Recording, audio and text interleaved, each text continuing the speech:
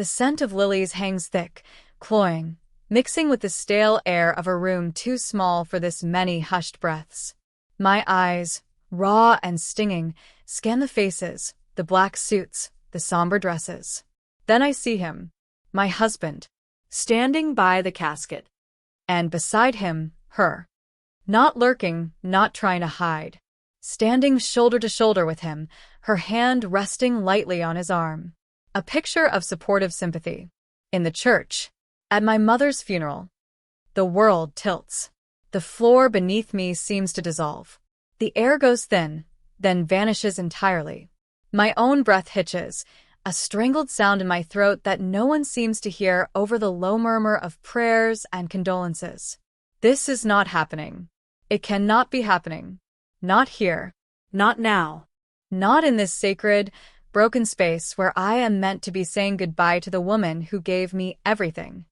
My eyes fix on her face. A face I know from whispered rumors, from a name I once dismissed as baseless gossip. A face that is serene, composed, utterly out of place yet positioned right where a wife should be. His wife. Not me.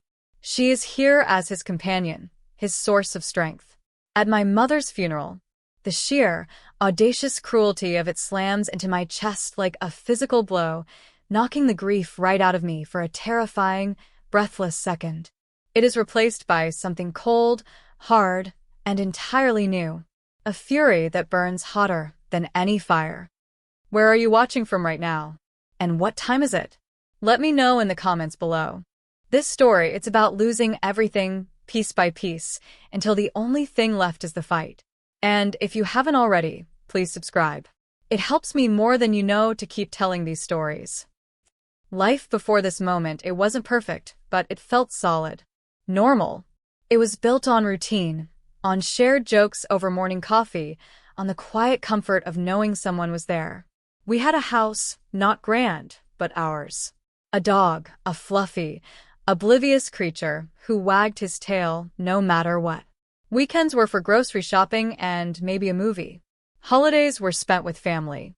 My mother was the steady light in my life. She wasn't one for grand gestures, but her presence was a constant, reliable warmth, like a worn, favorite blanket. She had been sick for a while, her illness a slow, creeping shadow that gradually consumed her light. Taking care of her, navigating the maze of doctors and treatments, became a central focus. It was exhausting, emotionally draining, but also brought a fierce kind of love and protectiveness to the surface.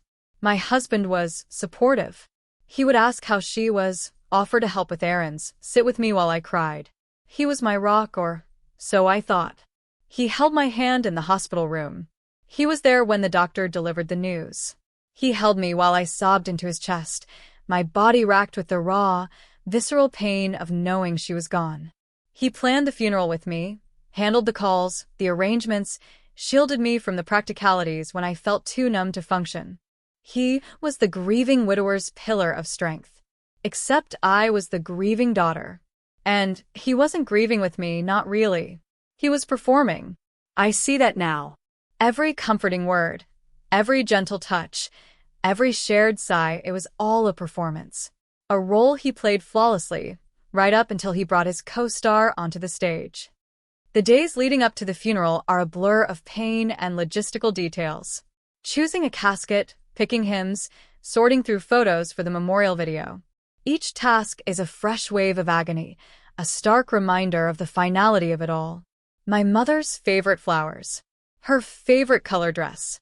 The scent of her perfume that still lingers faintly in her empty room. It's like wading through treacle, each step heavy, requiring monumental effort. My husband is by my side through it all, or appears to be. He takes calls, manages the flow of visitors, keeps the coffee pot full. He's efficient, almost too much so. There's a strange detachment in his helpfulness, a lack of the shared, gut-wrenching sorrow I expect. I attribute it to his need to be strong for me, to his male stoicism. He's always been less overtly emotional than I am. I cling to that belief, needing him to be the person I thought he was, needing that stability in the face of this seismic shift in my world. People come and go from the house. Friends, family, neighbors. They offer condolences, bring food, share memories of my mother. Each story is a small, sharp pang, a reminder of the vibrant, loving woman who is no longer here. My eyes are perpetually swollen. My throat aches from unshed tears and choked back sobs. Sleep offers no real rest, just a few hours of oblivion before the grief crashes down again the moment I wake. My husband is solicitous, makes sure I eat, reminds me to drink water. He seems distracted sometimes. Jumpy. His phone is constantly in his hand. He takes calls in the other room, speaks in hushed tones. When I ask who it is, he mutters something vague about work or arrangements for the funeral. I'm too deep in my own sorrow, too lost in the fog of grief, to pay it much mind. I trust him. Why wouldn't I? He is my husband, my partner, the man I built a life with, the man who promised to love and cherish me. The morning of the funeral arrives like a dark, heavy curtain falling. The house is quiet. The air feels heavy. I put on the black dress, the one I bought weeks ago, knowing this day was coming. It feels foreign, stiff. My reflection in the mirror is a stranger, pale, gaunt, eyes shadowed with pain. My husband watches me, his expression unreadable. He adjusts my collar, smooths down my hair. His touch feels distant. You look okay, he says. Okay? My mother is dead, and I look okay?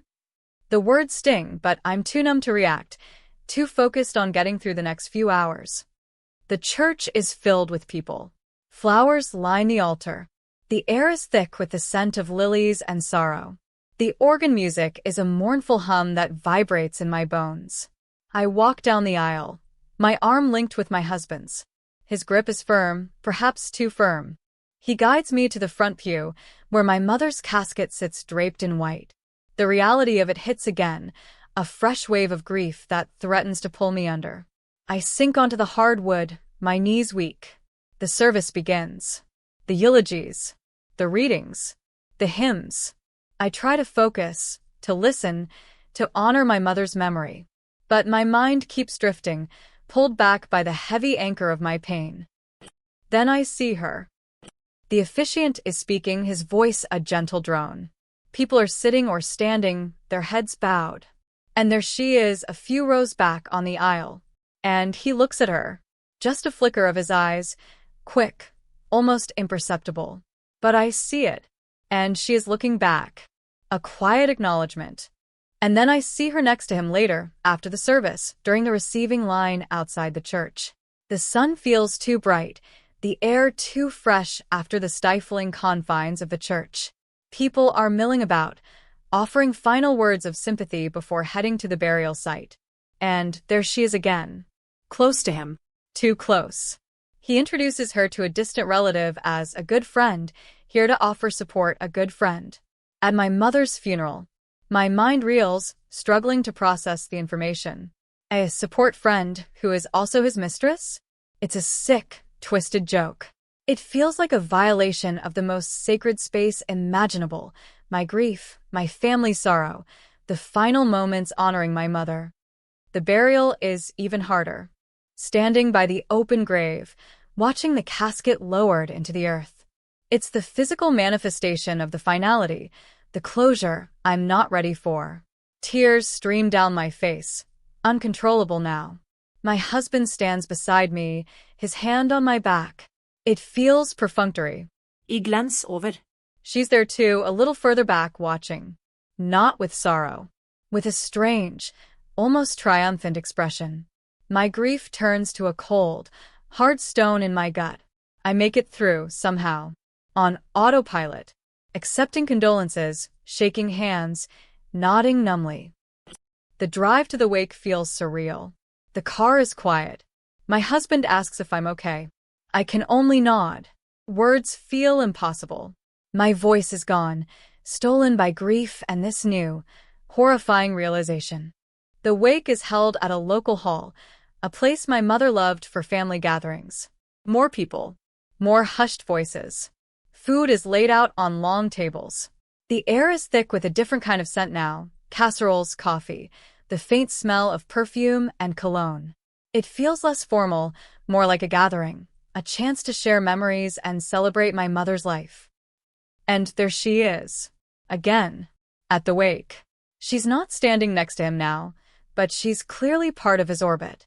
He introduces her to more people, with the same casual line. A friend, offering support. Some people give me sympathetic glances, others seem confused. Do they know? How many people know?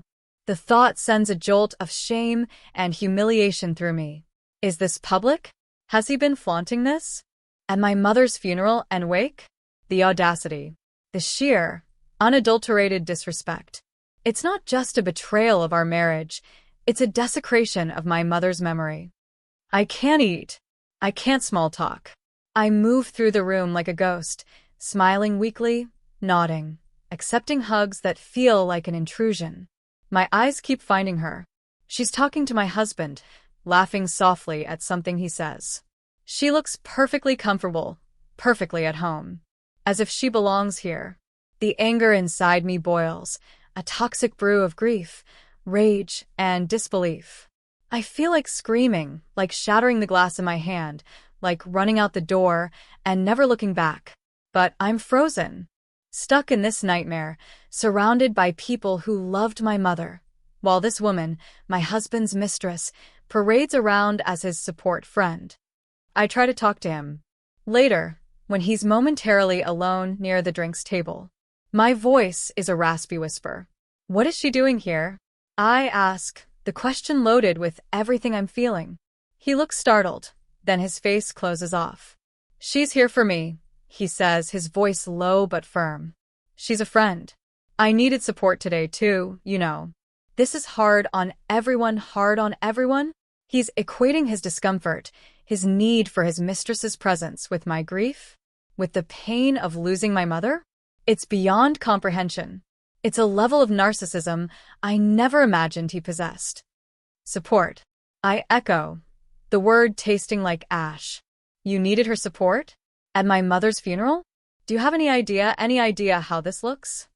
He sighs, impatient. Don't make a scene, he mutters. Not here. Not now. We can talk about this later. Talk about this later? He's dismissing my pain, my confusion, my justifiable outrage as making a scene. In that moment, the last fragile thread of what I thought our marriage was snaps. He isn't just having an affair. He is a stranger.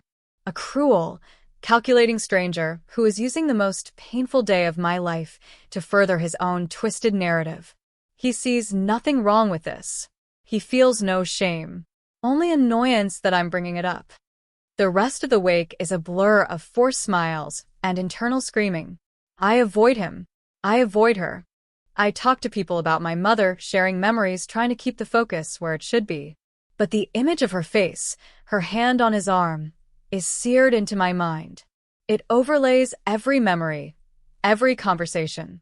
The grief for my mother is still there, a deep ache, but it's now tangled with this new, raw wound. Betrayal, sharp and sudden, inflicted at the very moment I was most vulnerable. Driving home, the silence is deafening. The house is empty. It smells like stale flowers and exhaustion. My husband follows me inside. He tries to put an arm around me. I flinch away. He looks hurt or pretends to. Look, he says, his voice softer now, trying for conciliatory. Today was difficult. For both of us. Difficult? I repeat, my voice regaining some of its strength, laced with ice.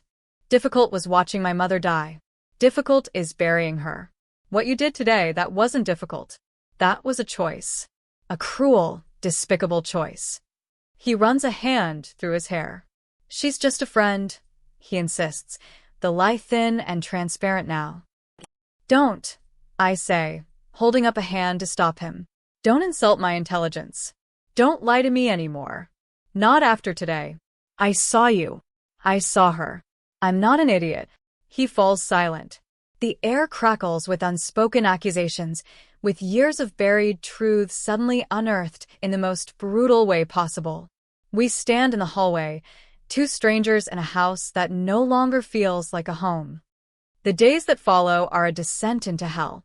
The immediate aftermath of the funeral should have been a time for quiet grief, for remembering my mother, for finding a way to navigate life without her. Instead, it becomes a battleground. He acts as if nothing happened, or as if my reaction is an overreaction. He continues to come and go, his presence a constant, painful reminder of his betrayal. The house feels poisoned. Every object, every shared space, is tainted. The armchair he sits in, the kitchen where we used to cook together, the bed we shared, it all feels dirty. I try to function. I try to process my grief. But the betrayal is a monstrous thing that overshadows everything. It sits on my chest, making it hard to breathe. I can't eat. I can't sleep. I replay the funeral in my mind, seeing her face, his casual introduction. The humiliation burns. I start looking for proof. Going through his phone when he's in the shower. Checking his email when he leaves his laptop open. It feels degrading, but I'm desperate for confirmation, for anything that can explain the depth of this lie, this cruelty. I find texts. So many texts. Affectionate messages, plans to meet, inside jokes I don't understand. Photos. Photos of them together, looking happy, relaxed, intimate. Photos taken months ago. Years even. This isn't a new thing. This isn't a recent mistake born of stress. This has been going on for a long time. While I was caring for my sick mother, while I was drowning in worry and exhaustion, he was building a second life. With her. The discovery changes everything. It's not just a recent affair. It's a long-term, calculated deception. The pain deepens, becomes more complex. It's not just about the affair itself, it's about the sheer volume of lies, the time he stole, the emotional energy he diverted. It's about the fact that he could look me in the eye, hold my hand, comfort me in my grief, while harboring this secret. While planning to bring his mistress to my mother's funeral. I confront him with the evidence. His denials are weak at first, then turn into anger. He accuses me of invading his privacy. He twists the narrative, makes it about my insecurity, my grief-fueled paranoia. He says I'm not thinking straight because of my mother's death. He uses my vulnerability, my pain, as a weapon against me. You're unstable right now, he says, his voice cold. You need help. This is all in your head. He gaslights me. In my own home, surrounded by the ghosts of my mother's life. The anger flares again, but it's different this time. It's not just reactive. It's a cold, simmering resolve. He thinks he can manipulate me. He thinks my grief makes me weak and irrational. He thinks he can get away with this, walk all over me and my mother's memory and suffer no consequences. He's wrong. The emotional turmoil is overwhelming. I swing between crushing sadness for my mother and searing rage at my husband. I feel isolated, adrift. My friends and family offer support, but it's hard to explain the depth of the wound. It's not just the affair, it's the context, the timing, the sheer, mind-boggling audacity of his actions. Some people struggle to grasp it. They offer platitudes about marriage, forgiveness, moving on. They don't understand that this isn't just a marital indiscretion, it's an act of profound cruelty that has tainted the memory of my mother's passing. I try to focus on my mother, on remembering the good times, on honoring her legacy. But his presence, his lies, his casual cruelty make it almost impossible. He continues to live in a house, acting like a martyr, putting on a show of being misunderstood. He suggests marriage counseling. He suggests we work through this. The hypocrisy is breathtaking. He wants to work through his own calculated deception, his public humiliation of me at my mother's funeral. He wants to pretend this is a solvable marital problem, not a fundamental rupture of trust and decency. The crisis deepens. He starts making passive-aggressive comments, leaving evidence of the affair where I might find it. Small things, seemingly accidental, but I see the deliberate malice in them. A receipt for a restaurant I've never been to, left on the counter. A stray bobby pin on the bathroom sink that isn't mine. He's playing games. He's trying to provoke me, to push me to the edge.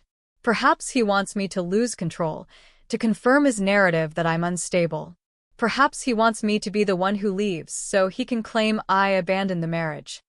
I feel trapped, stuck in a house with a man who betrayed me in the cruelest way imaginable. My grief for my mother is still a heavy weight, but the burden of this betrayal is crushing me. I feel like I'm drowning in a sea of anger, pain, and injustice. I don't know how to fight back. He seems to have all the power. He's controlling the narrative, making me feel like I'm crazy for being so upset.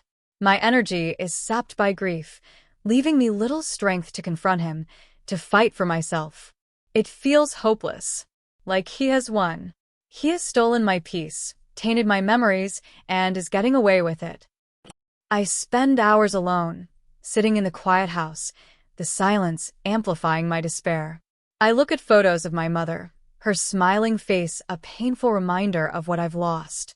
And then I look at my husband's face in wedding pictures, a face I no longer recognize. The man in those photos feels like a stranger, a character in a story that wasn't mine.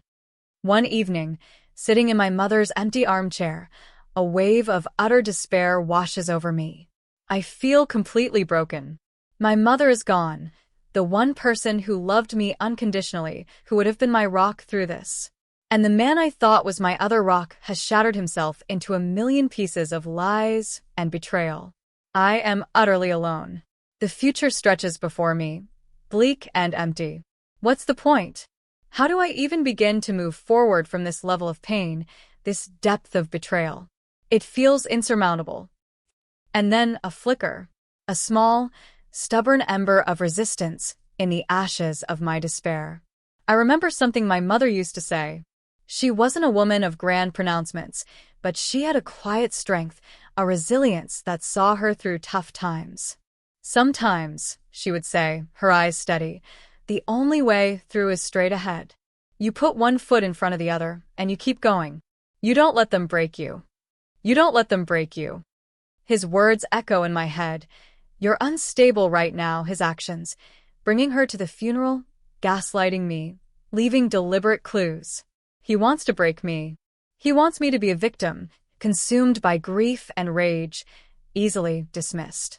He wants me to walk away with nothing, or to be seen as the crazy wife who couldn't handle his friend. No. Not anymore.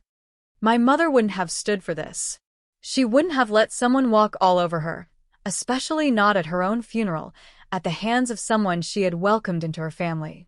Her quiet strength, her unwavering dignity, suddenly feel like a mantle I can put on. The despair doesn't vanish, but something shifts. The pain is still there, a raw, gaping wound, but now there's a hard edge to it, a determination. He used my mother's funeral, the most sacred and vulnerable moment of my life, as a backdrop for his tawdry drama. He tried to weaponize my grief. Fine. Two can play that game. The turning point is quiet, internal. It's not a dramatic outburst or a confrontation. It's a cold, clear decision made in the quiet stillness of my mother's empty room. I will not let him break me. I will not let him diminish my mother's memory. I will not be a victim. I will fight, and I will fight on my own terms. The next morning I act. It feels strange, detached, like I'm watching myself from a distance. I don't confront him again. I don't pack a bag and storm out. I make a cup of tea, sit at the kitchen table, and pull out my laptop. I search for family lawyers. Not just any lawyer. I need someone sharp, someone strategic, someone who understands that this isn't just about divorce. It's about injustice. It's about reclaiming dignity. I make a few calls. The first one is brief, unsatisfying. The lawyer is sympathetic but focuses on the standard divorce process. The second one listens intently as I recount the events of the funeral, the mistress, his behavior afterward. Her voice is calm, professional, but I hear a flicker of something else. Understanding, maybe even a hint of outrage on my behalf. That is highly unusual and deeply inappropriate behavior, especially considering the circumstances, she says. It speaks volumes about his character and his disregard for your feelings and your family. We talk for a long time. I tell her about the texts, the photos, the gaslighting. She asks questions, sharp and precise. She talks about options, about separation, division of assets, grounds for divorce. And then she pauses. Given the timing and location of his actions, she says, and the public nature of it at the funeral and wake, there might be a way to address this directly, in a way that leaves no room for denial or spin. My heart beats faster. What do you mean? She explains. She talks about the legal process, about serving papers. And she talks about strategy, about timing, about using his own weapon against him. The idea is audacious. It's risky. It's perfect. It aligns with the fury that has replaced my grief. It's not just about getting divorced now. It's about a moment of reckoning.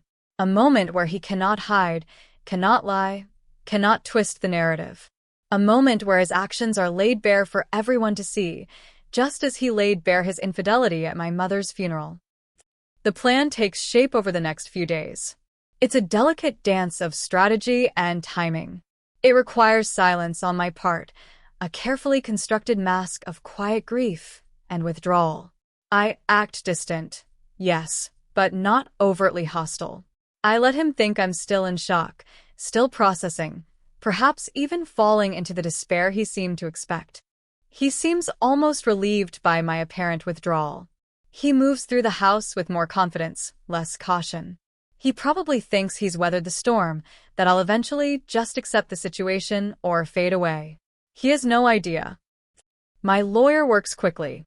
She gathers the necessary documents. We go over the details, the timing, the execution.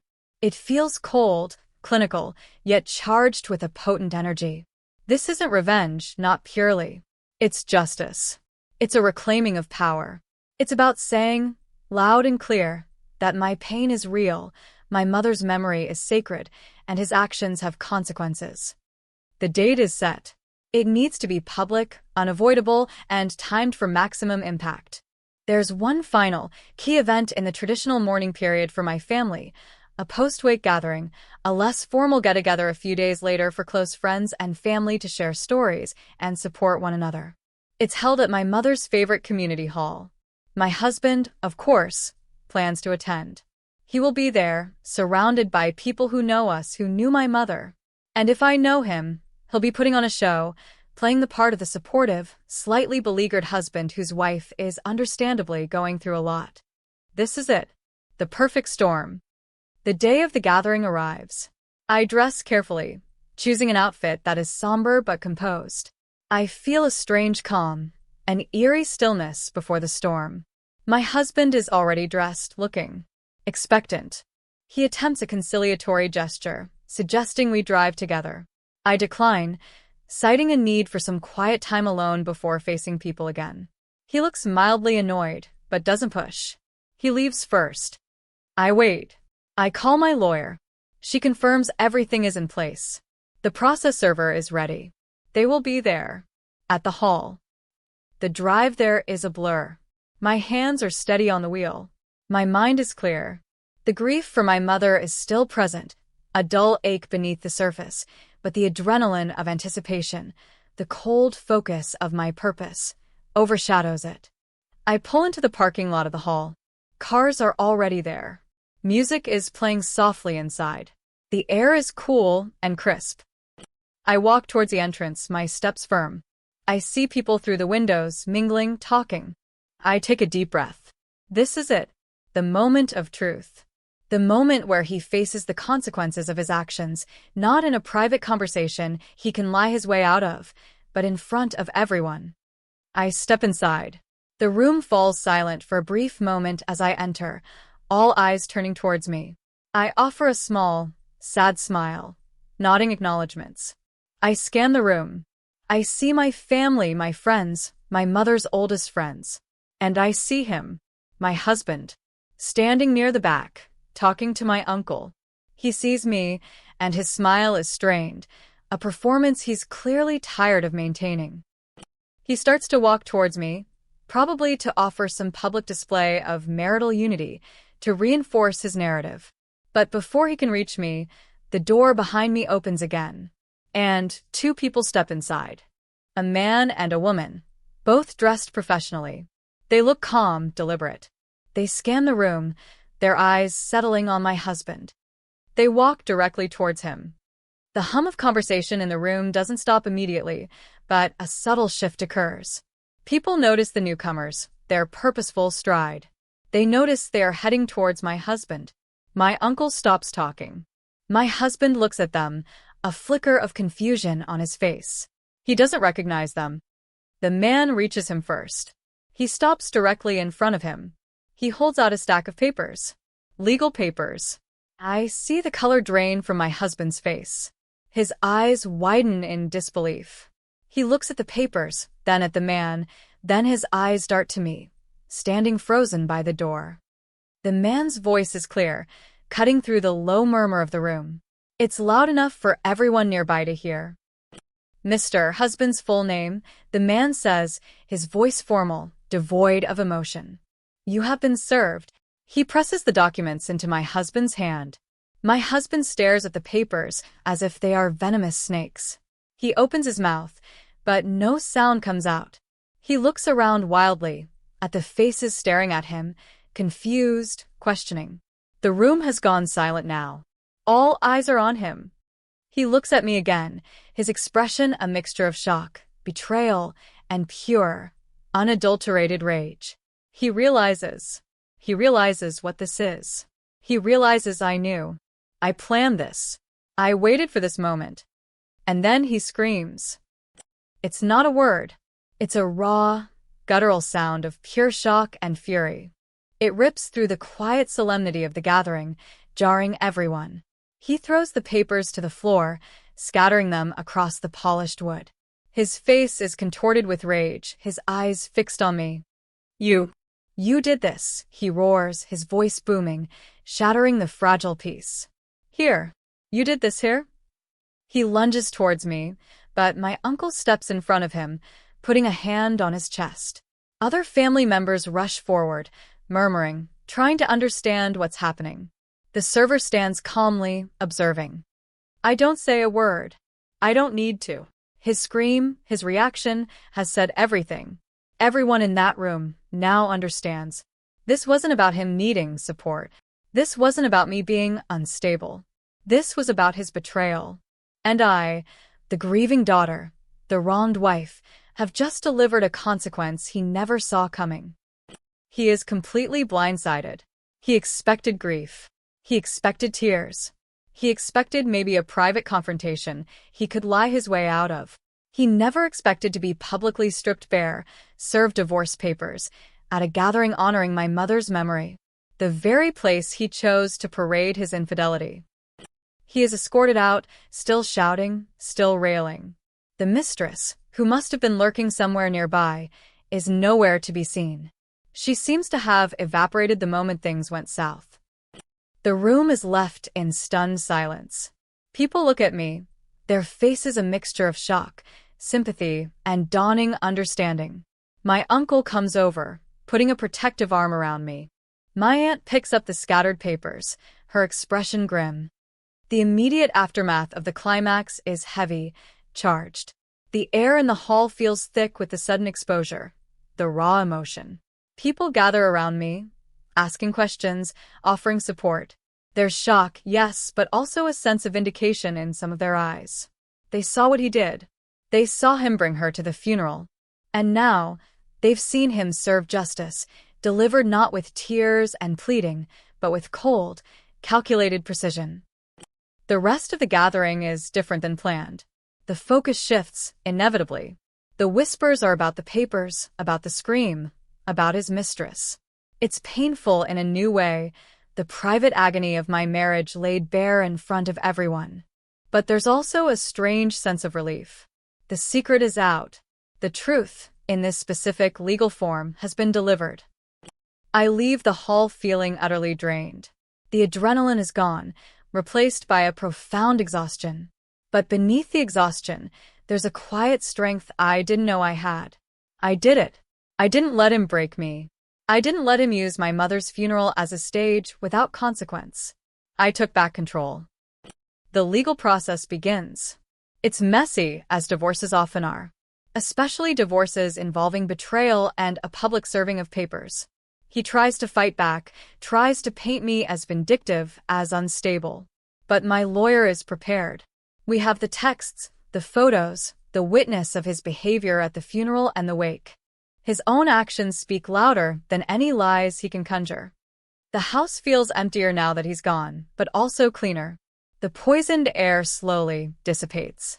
I start to grieve my mother properly, without the constant, corrosive presence of his lies. It's still hard. The pain is still immense. But it's a clean pain now, the pain of loss, not the festering wound of betrayal. There are moments of doubt, of sadness for what was lost, or rather, what I thought I had. The years we spent together, the memories we made, were they all lies? Was the man I loved ever real? These questions linger, ghosts in the quiet rooms of the house. But then I remember the funeral. I remember her standing beside him.